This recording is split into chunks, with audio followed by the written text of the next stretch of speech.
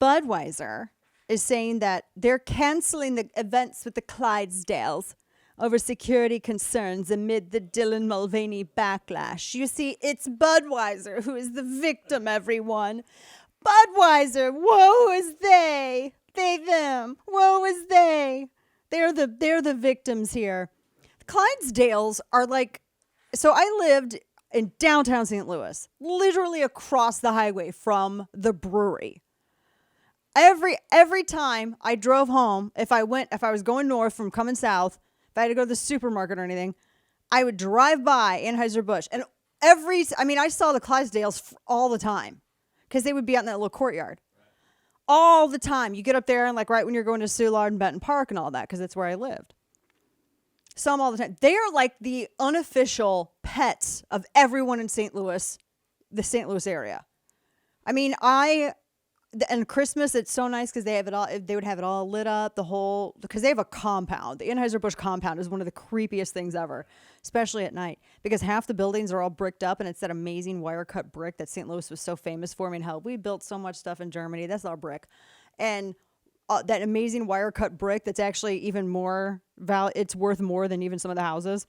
No joke, it really is. It's like the best stuff ever. Anyway, their whole complex is brick, multiple blocks, all brick. And half of the buildings don't even have windows.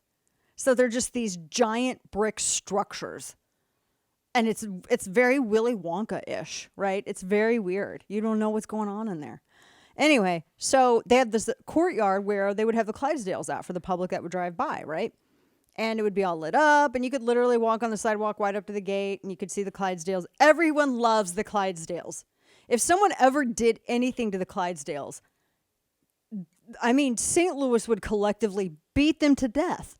And I don't say that facetiously. I mean, depending on what parts of the city you go in, that would happen anyway. But, the knockout game was born there. But no one is going to do a damn thing to the Clydesdales. This is Budweiser trying to say, oh, we're the victim, though. We're scared for our Clydesdales because we had this man sell beer. We're scared for it. Nobody's going to do anything to the Clydesdales, you drama queens. This is because it's because they had Dylan Mulvaney. I wanted to share this too because I had a friend of mine that made a very good observation. And let me pull this up. My friend Carol Markowitz. I thought that this was a very good point. And she was talking about this Budweiser Mulvaney thing. And now he's apparently hawking oil of Olay. We're going to talk. I don't know why I have to say it like that. I don't know how else you can say it. It's the Southern Missouri coming up. I can't deal with it. Anyway, she was saying the Bud Light backlash is happening because it is a product aimed at men. Dylan Mulvaney advertising leggings and face cream and handbags didn't make a blip because women have been cowered into surrendering their spaces and men haven't encountered the same, at least at that level. And she said that, you have Mulvaney pushing a product that is generally associated with men. And picture in your minds the most beautiful, popular supermodel. Could she be the face of so many different brands? No. Bud, Olay, Kate Spade, Ulta, MAC, CeraVe. I mean, all of these, the Tampax. She says it's sending a message to us, to women, accept this or you're out. And I think she's exactly right. I mean, think about it. I mean, that is very true. And I like it how someone said, you know what, us guys will take care of this one. You ladies take care of the others. I'm like, okay, I'll do it. Because it's true, because guys saw that. There's a parody video that we cannot show you. Did you see it, Kane? Yes. Did you? Oh my gosh. It is one of the funniest and so inappropriate. Oh my gosh, I so want to play it for you. So bad. And I want to put it on the simulcast, but DirecTV would probably fly to Dallas and physically restrain me. It is so bad, but funny. And it's a guy who's mocking it all, right? Some of the lines that he had in there were so good. But it's true, though.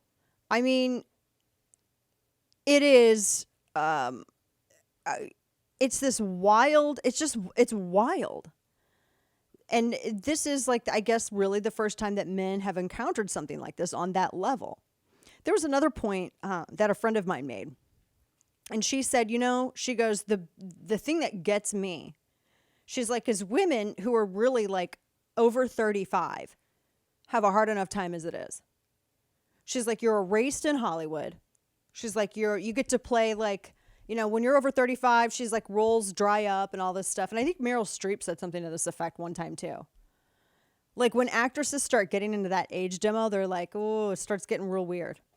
She's like, after 35, you're erased. She's like, you don't see, women who are over the age of 35 doing a lot of like cosmetics advertising or doing a lot of this like brand advertising. She said, so in addition to women being invisible in that respect, she said she said that now your identity as a woman is now even called into question. They can't even find a younger woman. They got to get a dude who's cosplaying as a younger woman to do it. I thought that was a very good point. I mean, this is such a fraction of the population.